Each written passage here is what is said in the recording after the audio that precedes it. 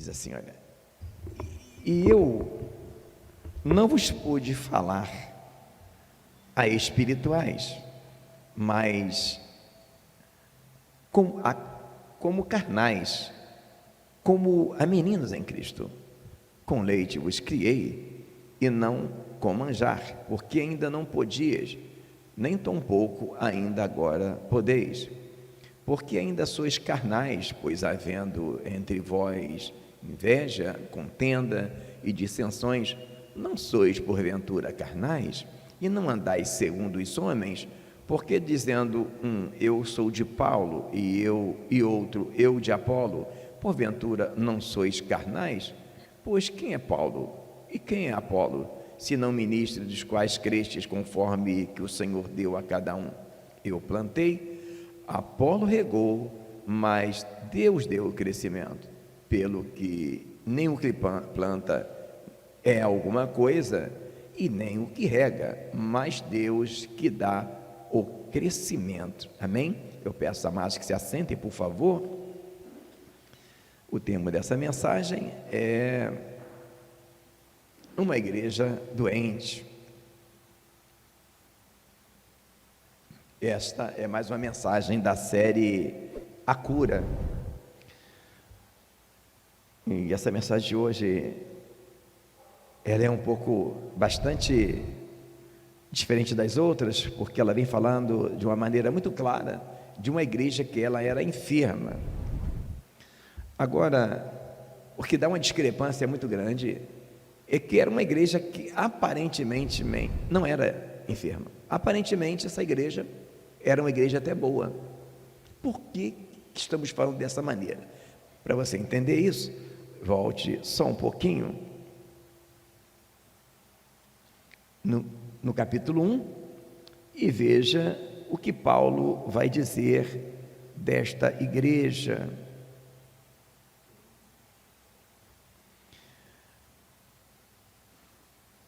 Versículo 4 em diante diz assim: sempre dou graças ao meu Deus por vós, pela graça de Deus que vos foi dada em Cristo Jesus, porque em tudo fostes enriquecido nele, em toda palavra, em todo conhecimento, como foi mesmo o testemunho de Cristo confirmado entre vós, de maneira que nenhum dom vos falta, esperando a manifestação de nosso Senhor Jesus Cristo, o qual vos confirmará também até o fim, para seres irrepreensíveis no dia do nosso Senhor Jesus Cristo.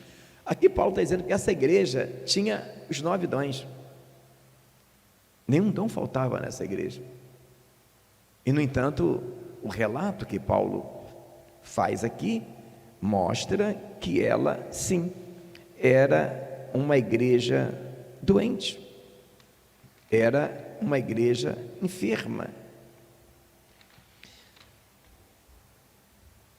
E às vezes, algumas pessoas vivem no Evangelho e às vezes até sofrem, porque olham para o Evangelho de uma maneira que não deveria olhar.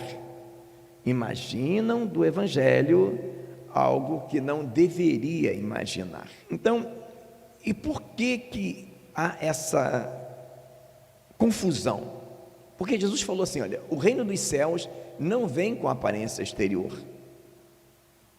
E as pessoas se encantam muito com aquilo que ele vê. Jesus falou 2 coisas interessantes. Uma, o reino do céu não vem com aparência exterior. E 2, ele disse também, limpa primeiro o interior do copo e do prato. E disse mais uma coisa, que a ovelha conhece a voz do pastor.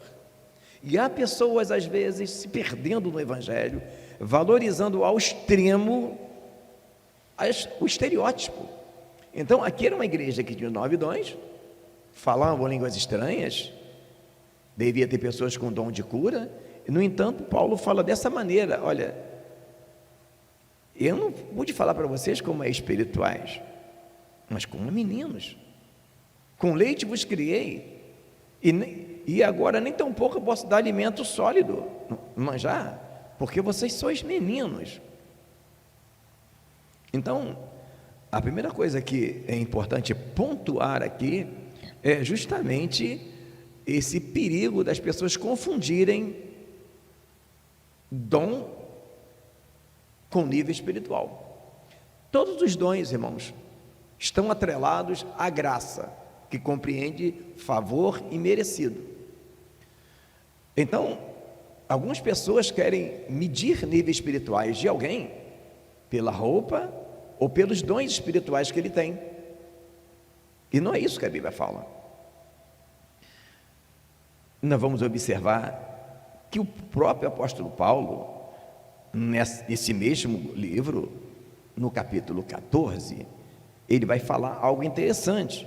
Veja bem, versículo 22: de sorte que as línguas são sinal não para os fiéis, mas não para os infiéis. De sorte que as línguas são um sinal não para os fiéis, mas para os infiéis. E a profecia não é sinal para os infiéis, mas para os fiéis. Se, pois, toda a igreja se congregar num lugar e todos falam línguas estranhas, entrarão indoutos ou infiéis, não dirão porventura que estão todos loucos? Então, hoje as pessoas medem o nível espiritual de alguém, às vezes, muito por falar em línguas estranhas. E aqui Paulo fala que não deveria proibir de falar línguas estranhas, não deveria proibir, mas que não é um sinal para os fiéis. Se Paulo fala que as línguas estranhas não é sinal para os fiéis, ele está dizendo que as línguas estranhas não é um sinal para nós. Só que não é assim. Na prática a regra é outra. As pessoas hoje em dia valorizam alguém que fala línguas estranhas, ou não?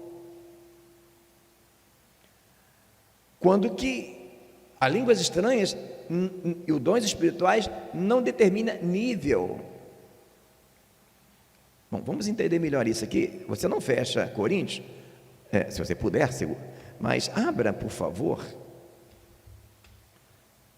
Atos dos Apóstolos, capítulo 10. A gente não teríamos o tempo hábil para lermos toda a história, mas depois, se você não conhece a história de Cornélio, eu te aconselho que você leia a história de Cornélio. Quem é Cornélio? Cornélio era um centurião gentil, não era judeu, que Deus manda Pedro falar com Cornélio. E Pedro não queria falar com Cornélio, porque ele achava que o evangelho seria só para os judeus. E Deus manda ele ir lá falar com Cornélio, e enquanto ele está falando com Cornélio, isso já toda a história ainda ao final, no versículo 44, do capítulo 10, diz assim: e dizendo Pedro ainda estas palavras, caiu o Espírito Santo e todos que ouviam a palavra de Deus. E os fiéis que eram da circuncisão, todos quantos tinham vindo com Pedro, maravilhavam-se que o dom do Espírito Santo se derramasse também sobre os gentios, porque ouviam falar línguas e magnificar a Deus. Então vamos entender isso daqui. O camarada não era nem judeu. Pedro nem queria pregar o evangelho para o camarada. No momento que ele se converte, ele já é batizado no Espírito Santo e fala línguas estranhas. Se ele sai e entra numa igreja pentecostal, ele era consagrado a diácono no mesmo dia. Está dando para pegar? Aqui está mostrando, irmãos, que os dons espirituais não determinam nível. E todo mundo sabe que a maioria das igrejas pentecostais e até neopentecostais, a condição para se consagrar a alguém é qual? Ser dizimista e batizado no Espírito Santo, ok? Só que não. Se olharmos aqui no livro de Atos dos Apóstolos, na instituição dos diáconos, está dizendo que deveria ser para homens que fossem cheios do Espírito Santo. Não vou nem abrir, que todo mundo aqui conhece. Cheio do Espírito Santo. Caso você não saiba, deixa aqui no comentário que eu te dou a referência. Como que é isso? Há pessoas que não são batizadas no Espírito Santo ainda e são cheias do Espírito Santo, como era o caso de Apolo, que está em Atos dos Apóstolos também. E há pessoas que já foram batizadas no Espírito Santo e se acharam Superman e estão vazias. Só que ser batizado no Espírito Santo não determina nível espiritual. Há pessoas que vão para Cristo e acontece igual Cornélio, é batizado no Espírito Santo no mesmo dia. Há pessoas que demoram 10 anos e por aí vai, é a vontade de Deus. O detalhe é o seguinte: ser cheio do Espírito Santo não tem a ver com ser batizado no Espírito Santo. Então, essa igreja era uma igreja doente, porque ela tinha o perfil todinho do que mais Cristo combateu, que era a hipocrisia. O que é hipocrisia? É uma pessoa que vive de aparências, e eram os saduceus, os fariseus, todos viviam de aparência. Tanto era de aparência que eles não reconheceram Cristo, não aceitaram Jesus. Então essa igreja era uma igreja doente, que ela valorizava o que muitas igrejas hoje valorizam, que é o quê? Dons espirituais, revelação, profecias e línguas estranhas. Paulo aqui nesse capítulo 11, depois você pode ler melhor, capítulo 14 de Atos dos Apóstolos, você pode ler melhor, ele vai dizer: não proibais falar línguas estranhas, mas se tiver intérprete, que fale, mas se não tiver intérprete, fala consigo mesmo e com Deus. O que quer dizer aqui, irmão? Aqui eu não vou proibir ninguém aqui no culto de falar língua estranha. Só que tem pessoas, irmãos, que são tão soberbas que ela quer falar língua estranha alto, para demonstrar que ela fala língua estranha. Se ela estiver lá no final do salão e falar língua estranha, vai ouvir aqui. Ou seja, ela quer demonstrar que ela tem um grau de espiritualidade porque fala línguas estranhas. E ao longo da minha caminhada, eu vi muito essa cena. Inclusive, eu me lembro uma cena que foi horrível. Entrou numa igreja onde eu era pastor auxiliar, um jovem que falava muitas línguas estranhas, e ele era muito eloquente no pregar, e o pastor logo colocou ele para dirigir um trabalho. Ele já entrou lá, já sentou na janela, e eu senti até de falar com o pastor, mas ele já tinha colocado. Eu falei: é melhor nem eu falar nada.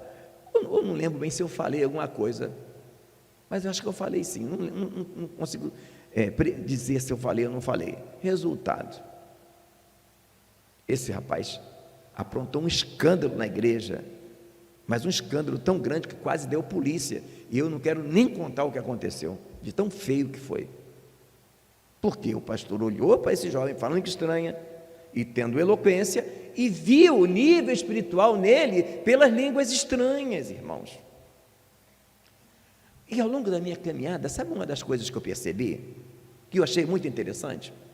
Às vezes, veja bem, não é regra, às vezes alguém está falando línguas estranhas de Deus, mas é o Espírito Santo trabalhando nele para ele não cair. Você entende? E como ele acha, porque ele está falando língua estranha, está tudo bem com ele, e depois ele cai. Porque Paulo dizia: olha, o que fala línguas estranhas edifica-se a si mesmo. Quem tem esse dom sabe o que acontece quando ele fala em língua estranha. Sabe que depois que fala em língua estranha, o que ele sente, o que muda nele. Então, a edificação. Então, se a edificação é só para ele e o congregar é comunitário, é comum, se não tem intérprete, para que ele vai falar em língua estranha alta se a edificação é só para ele? Não tem sentido, irmão. Então, explicar isso se faz necessário por conta dessa anomalia que existia na igreja de Corinto, que aparentemente era uma igreja boa, porque ela tinha 9 dons, e no entanto era uma igreja enferma, era uma igreja doente. E Paulo fala: eu queria falar com vocês mas como espirituais, mas vocês são. Mas a pessoa tem o dom do Espírito Santo e é carnal? Pois é. Vou falar de novo. Dons do Espírito está atrelado à graça de Deus. Graça compreende a palavra favor e merecido. Tanto que Cornélia aceita Jesus naquele mesmo dia, antes de ser batizado nas águas, ele foi batizado no Espírito Santo.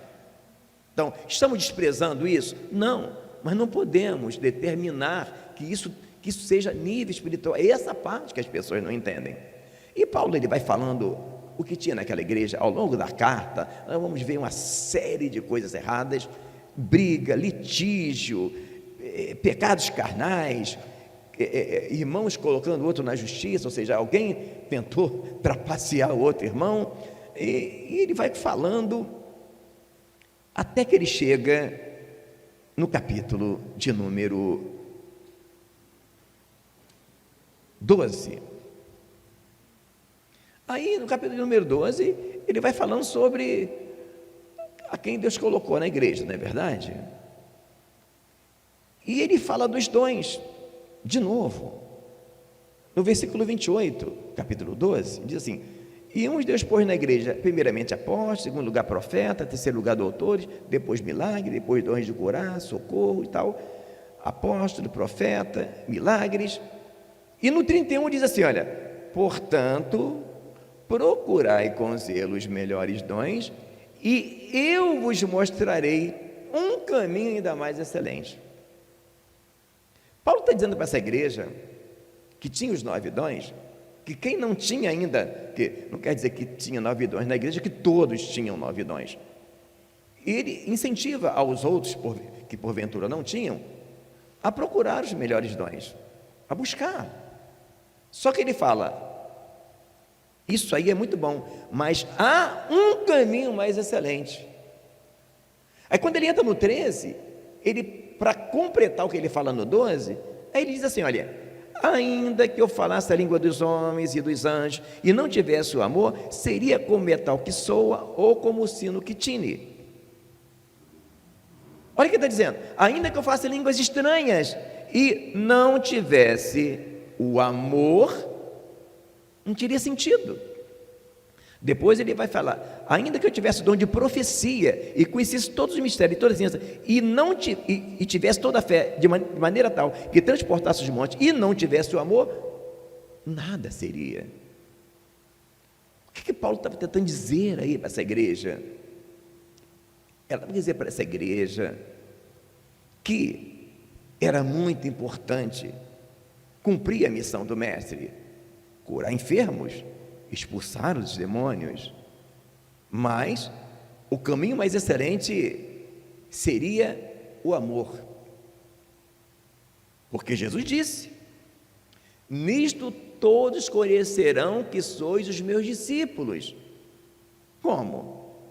Ele mesmo vai dizer, se vos amardes uns aos outros, assim como eu vos amei. Se vos amardes, nesse versículo ele fala, se vos amardes uns aos outros, mais para frente que ele diz, como eu vos amei, mas ele diz bem claro, ele poderia dizer assim, olha, nisso conhecerão que sois os meus discípulos, se vocês expulsar demônio, se vocês curar enfermo, se vocês falarem línguas estranhas. Não, ele fala bem claro. Então o caminho mais excelente não é o que essa igreja estava pensando. Então eu consigo imaginar essa igreja de Coríntios, dizendo, eu sou de Paulo, eu sou de Apolo, eu sou de Cefas, eu sou de Cristo. Cada um achava, então devia ter um montinho que foi batizado por Paulo, outro foi por Pedro, né, que se chamava de Cefas. Então cada um se achava melhor. Trazendo para agora, é mais ou menos assim, ó, eu sou calvinista, eu sou melhor, eu sou arminiano, eu sou melhor. Aí o outro, e você, eu sou pentecostal, eu sou melhor, eu sou pré-tribulacionista, eu sou melhor, eu sou pós-tribulacionista, eu sou meso. Cada um, e é como se vê hoje. Nós podemos ver nas redes sociais pessoas se degladiando, defendendo o que entendem da palavra. E aí Paulo vai dizer que o caminho mais excelente é o amor. Aí ele vai dizer aqui, não precisa nem de ler de novo, né? O amor tudo sofre, tudo crê, tudo suporta, não se ensoberbece, não se ensoberbece, não se irrita. Gente irritada nas redes sociais, quase entrando para dentro da câmera para brigar com o seu oponente, não se irrita. Então, amados, o que é o caminho mais excelente? O caminho mais excelente é Cristo. Eu sou o caminho, a verdade e a vida. E Jesus disse: estai em mim e eu em vós, como a vara de si mesmo não pode dar fruto. Mas quando é que a gente começa a se afastar de Deus? Quando a gente começa a se esquecer que quem opera em nós é o Senhor, e que nós não temos mérito nisso. Nós não temos como dizer que somos melhores que alguém por qualquer coisa que somos, porque ninguém na verdade é nada. A palavra fala que o Espírito Santo, Ele é tudo em todos. Essa igreja era doente porque ela não tinha entendido o ponto alto do Evangelho, e Paulo fala dessa maneira. O que havia nessa igreja, às vezes há na igreja do presente, porque isso que está sendo falado aqui na igreja de Coríntios é a mesma coisa que vai falar em Tiago, no capítulo de número 4. Observe, Tiago, capítulo 4. Você vai ver, nós vimos lá no capítulo 3 que eles eram invejosos, não é isso que falou lá? Vocês têm inveja. Olha o que vai dizer aqui em Tiago, capítulo 4, versículo 1. De onde vêm as guerras e peleja entre vós? Porventura não vem disto a saber dos vossos deleites, que vossos membros guerreiam? Cobiçais e nada tendes, sois invejosos e cobiçosos, e não podeis alcançar. Combateis e guerreais, e nada tendes, porque não pedis. Pedis e não recebeis, porque pedis mal para gastardes em vossos deleites. Adúlteros e adúlteras, não sabeis vós que a amizade do mundo é inimizade contra Deus? Portanto, qualquer que quiser ser amigo do mundo, constitui-se inimigo de Deus. Ou cuidai vós que em vão diz a Escritura, o Espírito que em vós habita tem ciúmes? Antes da maior graça, portanto diz, Deus resiste aos soberbos, dá porém graça aos humildes. Sujeitai-vos a Deus, resisti ao diabo e ele fugirá de vós. Chegai-vos a Deus e ele chegará a vós. Alimpai as mãos, pecadores, vós de duplo ânimo, purificai os corações, senti as vossas misérias, lamentai e chorai, converta-se o vosso riso em pranto, o vosso gozo em tristeza. Humilhai-vos, pois, perante o Senhor, e Ele vos exaltará. Percebe a similaridade que existe? Ele fala, versículo 3, porque ainda sois carnais, pois havendo entre vós inveja e contenda e dissensões, não sois porventura carnais? Olhamos esses dois capítulos e o alinhamento que há entre eles. Então, que guerra era essa que existe?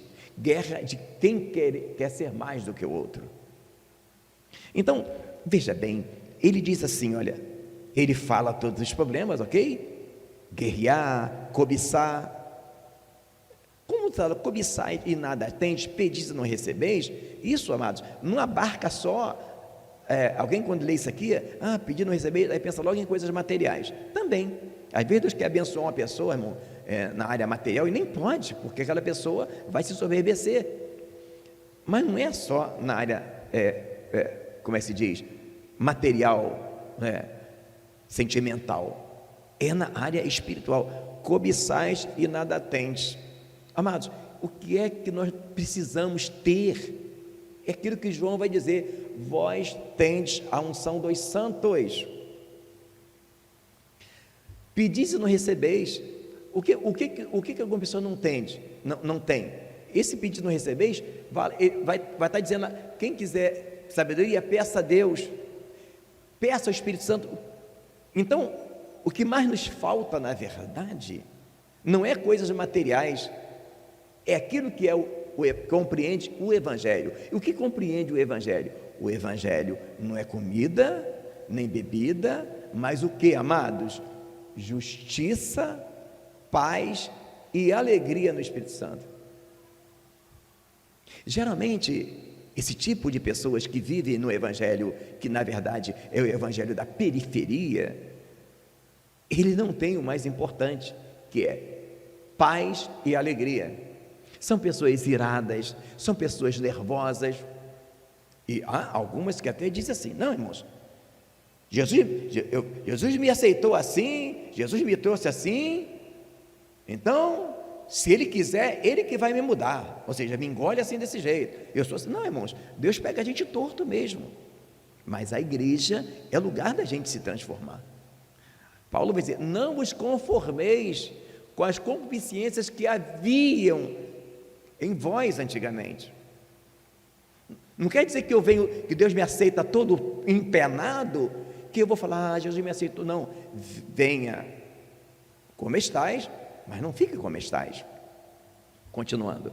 Agora, quando ele fala assim, olha, a amizade do mundo é inimizade contra Deus, não é nem de amar novelas imorais, músicas imorais, bebida, essas coisas. Não, sabe qual é a amizade? Sabe a coisa mundana que é inimizade contra Deus? É um coração cheio de inveja, soberba, mágoa e rancor. Sabe o que é mais amizade no mundo? Pessoas que têm um olhar altivo. O que é o mundo? O mundo vive de soberba, de serem grandeza do mundo. É essa amizade que está dizendo. E aí ele vai dizer assim, olha, versículo 8: chegai-vos a Deus, e Ele chegará-vos a vós. Alimpais, pecadores, vós de duplo ânimo. Aqui tem duas coisas importantes. Vamos falar da segunda. O que é duplo ânimo? Quando estamos servindo a Deus e dizemos que amamos a Jesus. Não, eu estou com isso porque ama Jesus. Tira o cargo dela para você ver só se ela fica na igreja. Mas ela fala que ama Jesus. Tira o cargo dele. Eu amo a Jesus. Mas se eu amo a Jesus e estou trabalhando para Jesus, por que eu fico tão irado se alguém criticar o meu trabalho? E é o que acontece. Então, o que é duplo ânimo? Ao mesmo tempo que eu estou trabalhando para o Senhor, eu estou trabalhando para me autopromover. Coloco a foto minha na placa da igreja, o meu nome na placa da igreja, e o tempo todo eu estou sempre patrulhando, né? Toda vez que eu vejo alguém que pode querer brilhar mais do que eu quero logo de alguma maneira fazer o quê? Aí limpai as vossas mãos. Sabe o que é limpar as vossas mãos, irmão? Sabe o que é de mãos aqui? Mão suja de sangue. Davi trabalhava para Jesus. Davi amava a presença, não amava o trono. Davi orava: me livra da soberba. Davi orava: purifica dos erros que me são ocultos. Saul amava o trono, e por medo de perder o trono, Davi tentava matar Saul tentava matar Davi. Mãos sujas. Não há duas formas, há só uma. Ou você está cheio do Espírito Santo, ou você busca a cura em Cristo, ou então você é carnal, ou eu sou carnal e me torno um assassino de almas. Mão suja de sangue, irmãos. É quando nós matamos as pessoas da pior forma possível. E quanta gente, irmãos, que já matou muita gente espiritualmente por causa da sua soberba. Isso vai de pastor a membro.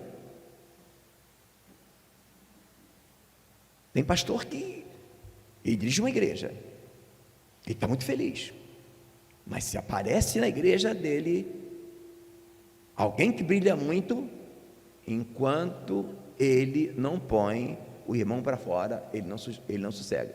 E você que está me assistindo isso, tem certeza que você já viu essa cena várias vezes. Quem sabe você foi vítima de um assassino de almas, não é verdade? Tem isso, irmãos.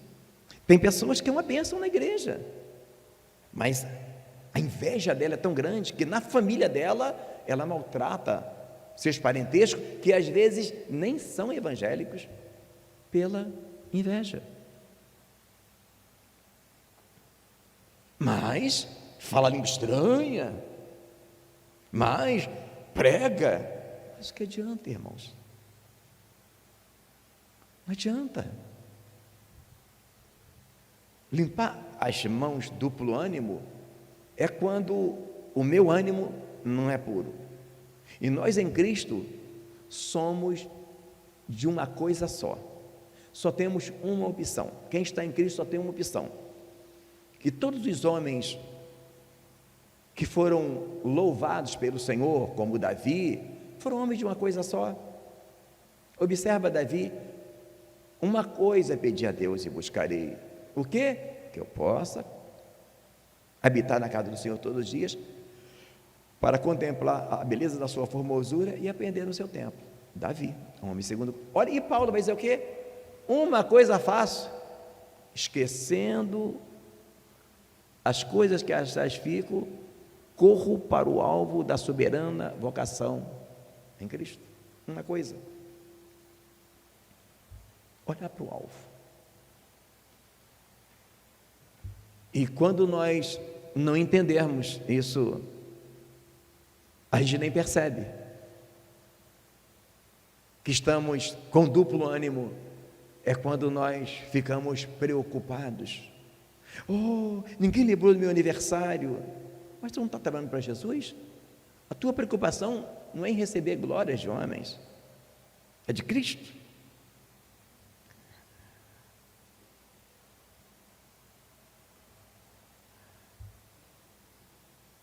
E o ponto alto disso tudo, amados, é que algumas pessoas ainda não entenderam para que estão no reino. Se preocupam demais com o exterior. Não entendem o que é o ponto alto do Evangelho, o que é a salvação. Algumas pessoas pensam, irmãos, que salvação e você vai perceber isso por aí, quando você vai dizer, você tem certeza da sua salvação? É porque esse cara não sabe o que é salvação. Na mente de alguém, salvação é isso: eu vou para o céu ou não vou. Mas não é o que a Bíblia fala.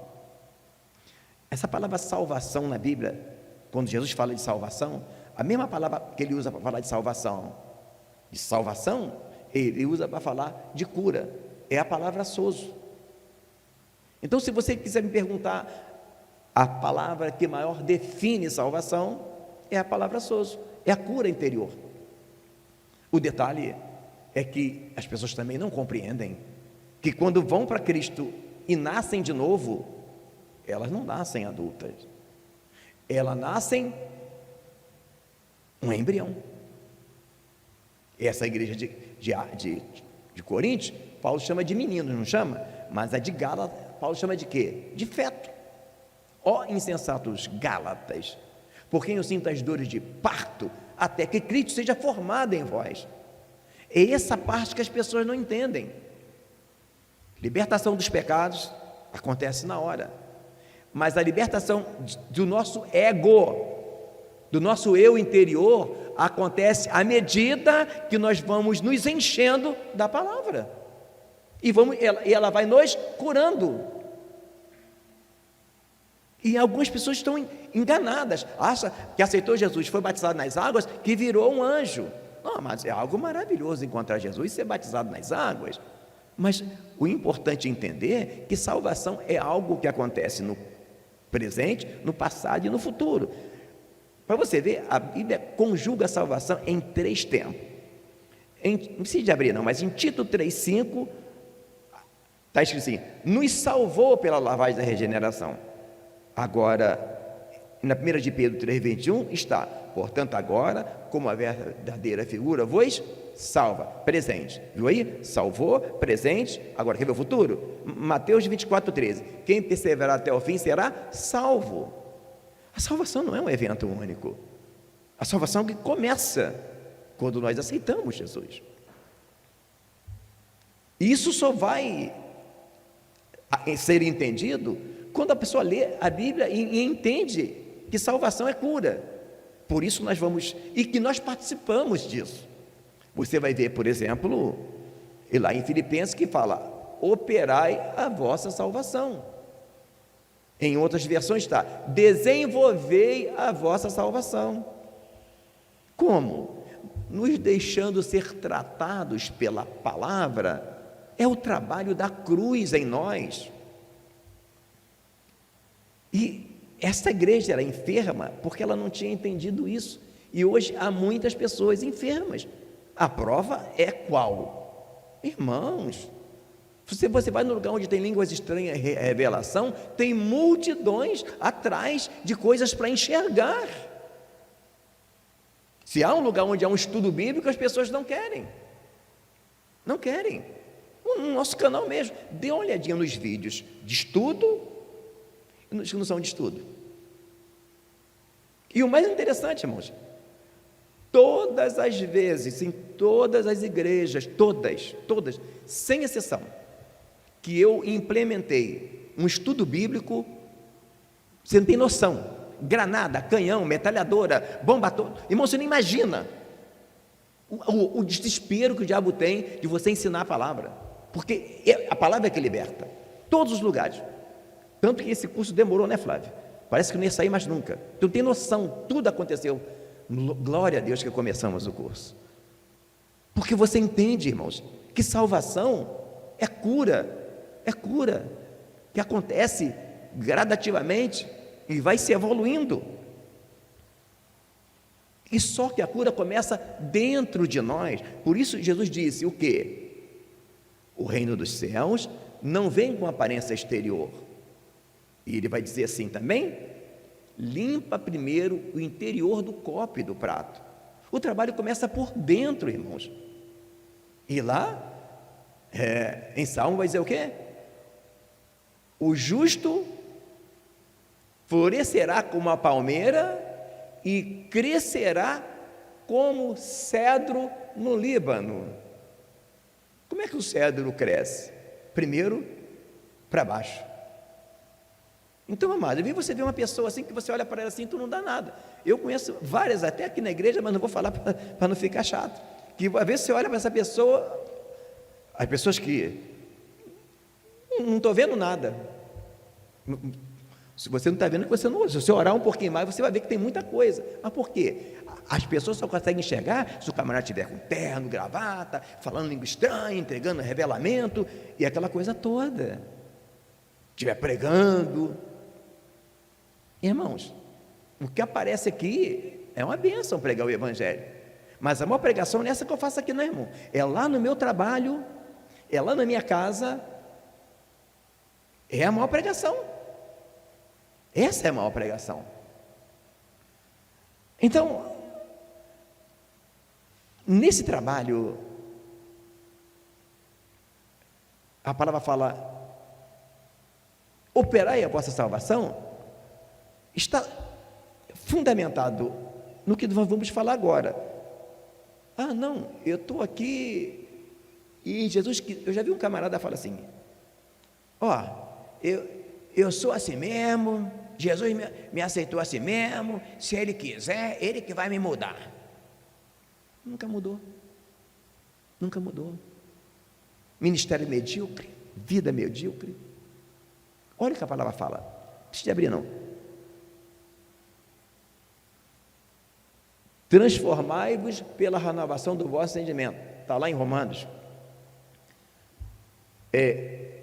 Em Apocalipse, santifique-se mais ainda. É nós que fazemos. Judas, edificando-vos a vossa atividade. É nós que fazemos, irmãos. Pedro, crescei na graça e no conhecimento. Então, amados, nós precisamos de fazer alguma coisa assim. O detalhe é que, às vezes, a nossa hipocrisia não nos deixa ver onde está o problema. E o problema está que os pecados mais perigosos, eles não estão no estereótipo, estão dentro do coração. Jesus falou, é do coração que procedem todo mal.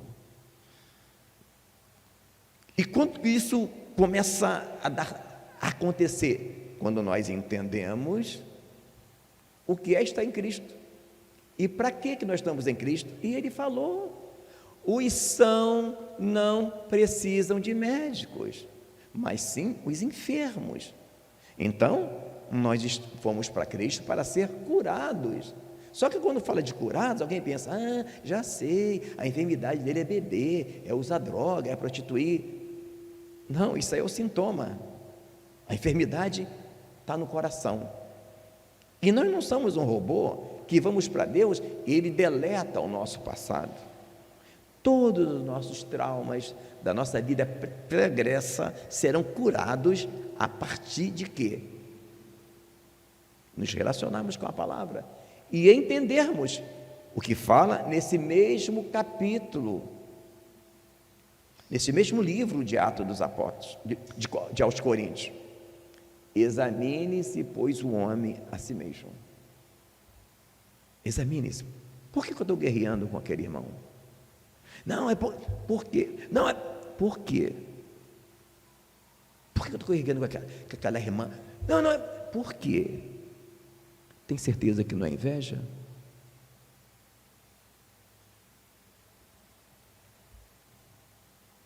Por que a minha vida não evolui? Mas por que você não sente a paz que Jesus tem para te dar? Será que não tem nada para você consertar?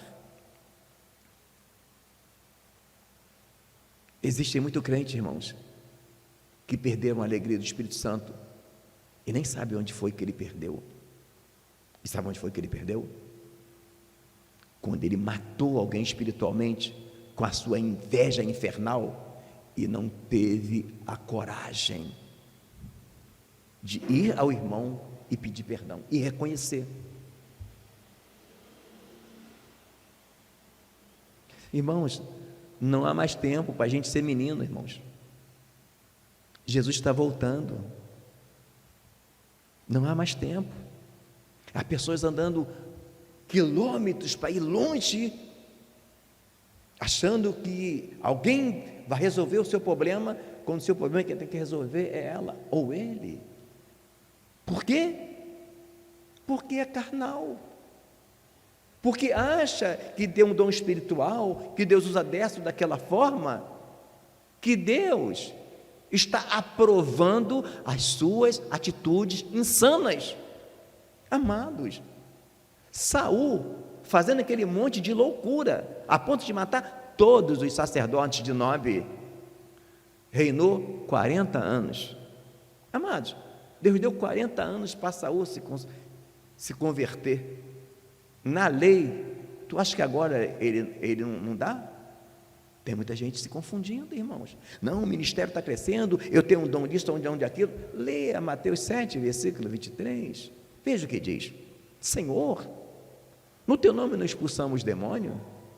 Senhor, no teu nome não profetizamos? Não fizemos muitas maravilhas? Eu vos direi abertamente, apartai-vos de mim, que eu nunca vos conheci. Amados, dom é favor imerecido. Agora, nível espiritual, sabe como se mede? Nesse mesmo capítulo 7 de Mateus, você vai ler logo no princípio assim, pelos seus frutos vos conhecereis.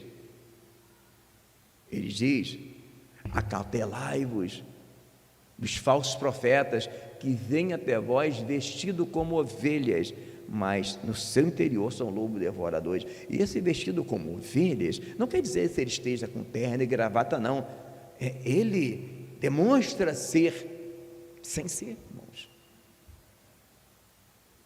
Então, essa igreja de Coríntios era uma igreja enferma. porque ela não buscava a santificação. Porque a nossa cura interior, como ela é implementada, amados? Ela é implementada através da santificação. O detalhe, e quando fala de santificação, alguém logo pensa no vestido comprido, no terno e na gravata, logo nisso que pensa, irmãos. Outro dia eu estava dando um ensino sobre santificação, esse negócio está tão entranhado, que o irmão perguntou: pastor, é pecado vestir bermuda? Falando que a santificação é no espírito, e foi falar da bermuda.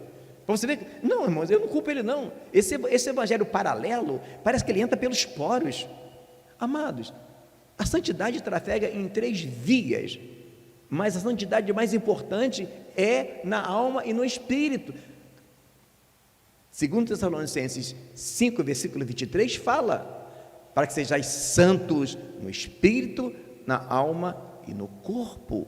O que adianta eu estar com um terno maravilhoso, um vestido bem comprido, eu tenho uma aparência de muito cristão, mas no meu coração ter mágoa, inveja e rancor? Amados, eu estou me enganando a nós mesmos, estamos nos enganando, e essa igreja de Coríntios era enferma por causa disso, e hoje há muito disso, irmãos, na igreja. A igreja, ela vive muito isso. Às vezes, não, eu sou de uma igreja bíblica, eu sou isso, eu sou aquilo, mas e como é que está teu coração? Tem certeza que está bem? Uma das maiores frases mais horríveis, eu estava falando com o Raí antes de começar o culto, eu ouvi de um pastor. Ele disse assim: olha, eu nem leio mais a Bíblia. Se eu for em Mateus, eu sei o que está lá. Se eu for em Salmos, eu já sei o que está lá. Eu lembro que o ministério desse pastor que me falou isso era um ministério próspero. Anos depois, foi uma decadência total. Amados, essa palavra é nova a cada manhã. Temos que ter comunhão com ela. Então, se você me perguntar qual seria a receita para essa igreja enferma como Coríntios, e como tem muito por aí agora, e tem mesmo, e a prova está que ninguém hoje quer muito estudar a palavra, quer mais ver revelação e línguas estranhas. Se alguém quer uma receita, se há uma receita, bom, primeiro é tirar a hipocrisia, ter coragem de assumir. A palavra fala: confessai as vossas culpas uns aos outros, para que sareis. Irmãos, eu já vi gente fazendo campanha de oração para tudo, para a casa própria, para o casamento, para ter dom. Eu nunca vi alguém falar: irmãos, eu estou fazendo uma campanha de oração, para quê? Irmão, para Deus tirar a inveja do meu coração, irmão. Eu tenho uma inveja, a gente não vê isso, irmão. Então, o primeiro passo é: confessai as vossas culpas uns aos outros, para que sareis. Quando você confessa, você se humilha, a cura vem. A segunda é essa que eu falei: ler, meditar na palavra. Olha o que Davi diz: bem-aventurado o varão que não anda segundo o conselho do ímpio, nem se detém no caminho dos pecadores, pois será como uma árvore plantada junto a ribeiros de água, a qual dá o seu fruto na estação própria, e tudo quanto fizer prosperará. E o que quer dizer isso? Ter comunhão com a palavra. A coisa mais horrível que eu ouvi, esse homem dizer que não precisa mais de ler a Bíblia.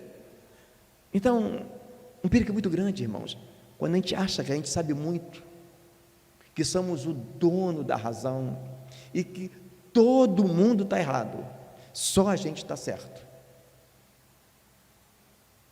E eu já aproveito para falar para vocês do nosso plano de leitura. Amados, nunca pare de ler a Bíblia. Mas eu já li 10 vezes a Bíblia. Lê mais uma vez, tá? Se você não tem, peça que eu te dou. Plano de leitura, irmãos. Leia a Bíblia.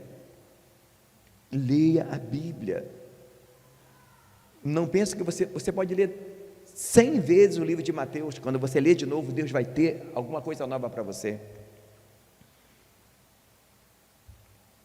Então,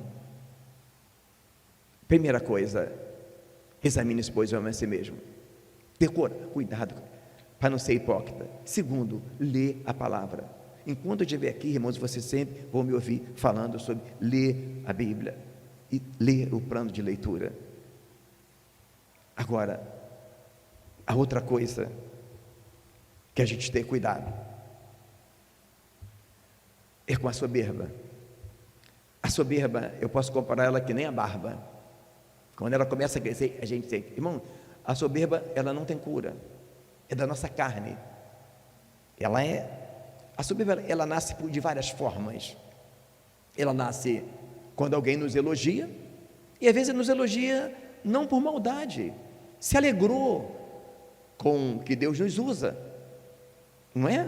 A pessoa não está errada, a pessoa se alegrou, isso não tem nada de, pelo contrário, é maravilhoso quando alguém fala: ô irmão, a mensagem testificou, quando você estava louvando, não há problema nisso.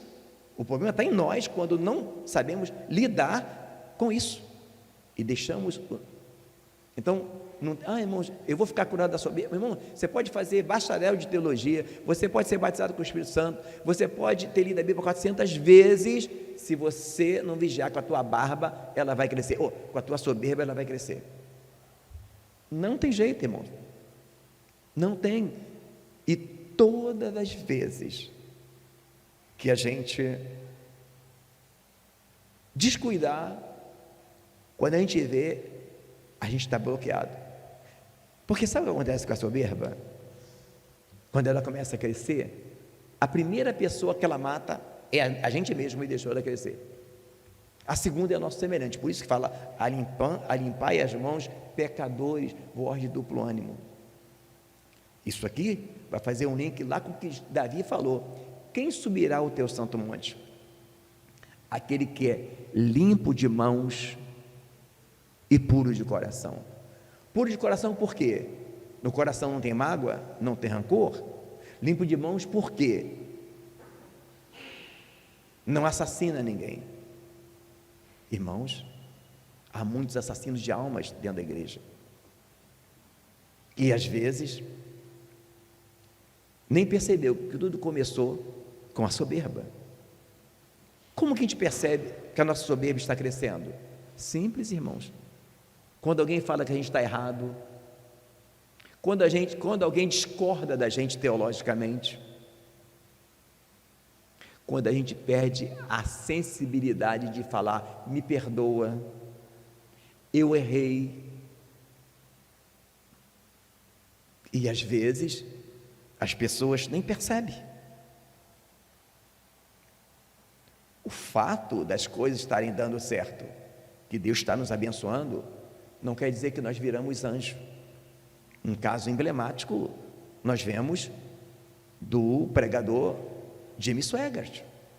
Tem gente que fala que Jimmy Swaggart caiu em adultério, que o perigo, irmãos, o sexo oposto é menos perigoso que a soberba para a gente.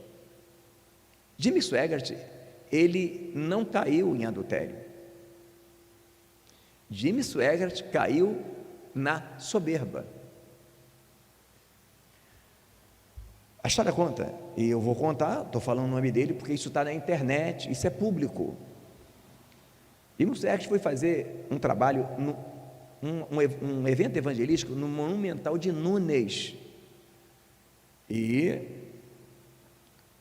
estava lotado. Ele tinha quem é dos cabelos brancos lembra disso, ele tinha um trabalho na televisão maravilhoso, e ele ficava lá dentro orando, e o pastor que o auxiliava, ele chamou e perguntou: como é que está lá? Já tem muita gente lá no plenário, na nave da igreja, na nave do salão? Ele falou assim: Jimmy, dentro do estádio está cheio, e lá fora tem o dobro. Sabe o que ele falou? Deus precisa do meu ministério para evangelizar o mundo. Irmão, Deus precisa da gente, irmão. Vocês acham que Deus precisa da gente? Tu acha que se eu não estiver aqui, Deus não arruma um melhor do que eu? Tu acha que Deus precisa de eu estar aqui? Não precisa não, irmãos. Deus não precisa nem de mim nem de você, nós precisamos dele. E aconteceu de um pastor dele ter caído no adultério, e ele não teve misericórdia. ao invés de disciplinar o pastor no particular, não. Ele execrou o pastor em público, humilhou-o. Amado, pessoas curadas curam, pessoas feridas ferem, pessoas feridas matam. O pastor realmente tinha caído no adultério, e o pastor ficou esperando até pegar um furo dele, e quando descobriu, sabe o que aquele pastor fez? Chamou toda a imprensa norte-americana e flagrou ele saindo do motel. Acabou o ministério dele. Mas onde é que ele caiu? Foi no adultério? Ele caiu lá quando ele achou que Deus precisava do ministério dele para evangelizar o mundo, irmão. É ali que ele caiu. E a prova que ele estava soberbo, além do que ele falou, a Bíblia fala, irmão, que tudo que a gente falar, toda palavra ociosa que a gente fala, a gente vai ter que dar conta. Além disso, a prova que ele estava soberbo é que o soberbo não tem misericórdia, irmão. O soberbo é que nem um serial killer. Os psicólogos falam, psiquiatras forenses, que um serial killer, ele mata e não tem arrependimento. Para ele matou mais um, o irmão não tem essa. Irmão, o soberbo é igual a um serial killer. Ele não está nem aí se vai matar o irmão, o que ele vai fazer, o que ela vai fazer. E às vezes, a vida está afundando, não só porque ele matou alguém com aquilo que ele fala, é porque ele não teve a grandeza de voltar lá e falar: irmão, eu errei, me perdoa. Irmãos, se isso acontecer, zerou a fatura, irmãos. Que coisa gloriosa é o Evangelho, irmão. Onde há arrependimento, confissão, há cura. Mas o soberbo é nem um serial killer. Não, tranquilo.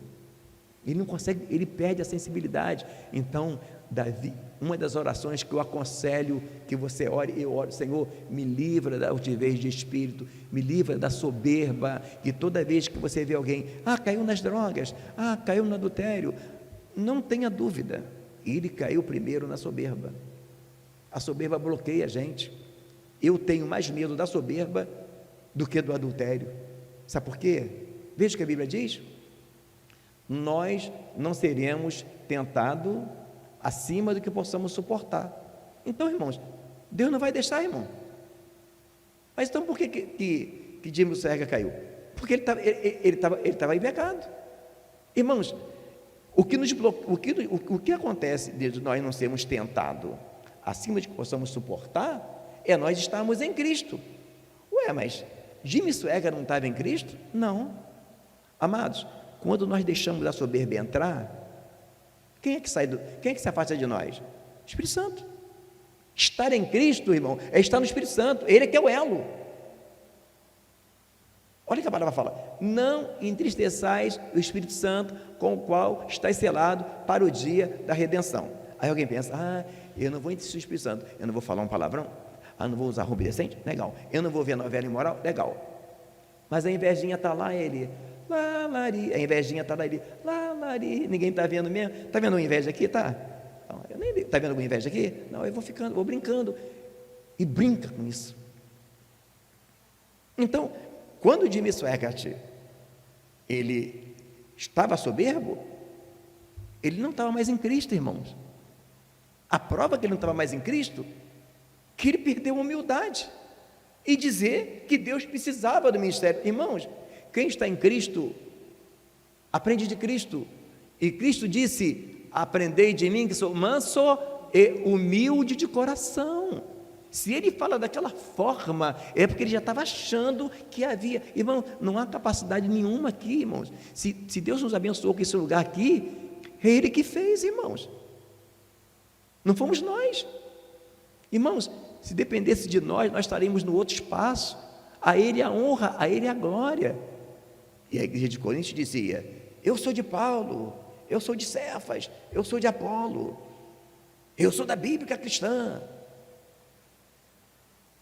Amados, eu estou enfatizando tudo isso nessa série, que como todos já sabem, essa série é principalmente para os obreiros dessa igreja e para aqueles que irão ser consagrados a obreiros.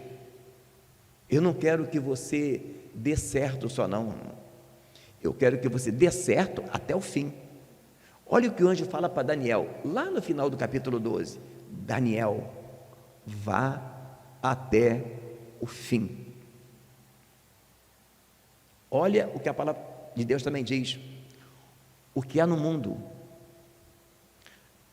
a concupiscência dos olhos, a soberba da vida, não é do Pai, mas do mundo, mas o que faz a vontade do Senhor, permanece para sempre. E qual é a vontade do Senhor, igreja? É a vontade de Deus, a vossa santificação. Santificação é a implementação da cura, irmãos, é a gente ser curado e nos deixar ser curado, mas não há cura se não houver o que está escrito aqui também em Tiago: confessai as vossas culpas uns aos outros e orais uns pelos outros, para que sareis.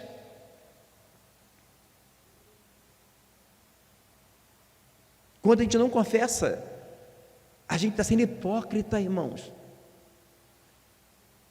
E nessa noite, que o Espírito Santo continue a falar no nosso coração, para que a gente não se perca no meio de uma igreja, no meio de uma denominação, achando que está tudo bem, porque oramos e Deus cura, porque falamos línguas estranhas, ou porque o nosso ministério está crescendo.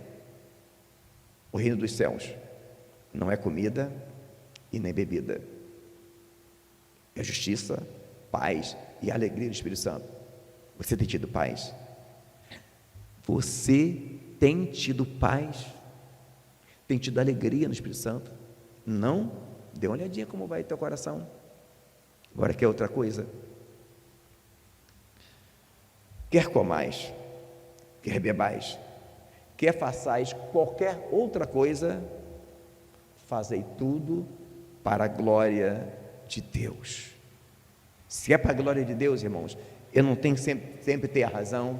Se é para a glória de Deus, não tem problema se esqueceram do meu aniversário, se esqueceram de me dar a paz do Senhor. Se é para a glória de Deus, não importa se eu estou fazendo isso na igreja, ou aquilo outro. Se é para a glória de Deus, irmãos, ficamos como disse João Batista: importa que eu diminua e ele cresça. Se é para a glória de Deus, irmãos, você vai entender uma coisa, que todas as vezes que alguém te elogiar, você vai lembrar: a Ele a honra, a Ele a glória. Amém? Vamos orar.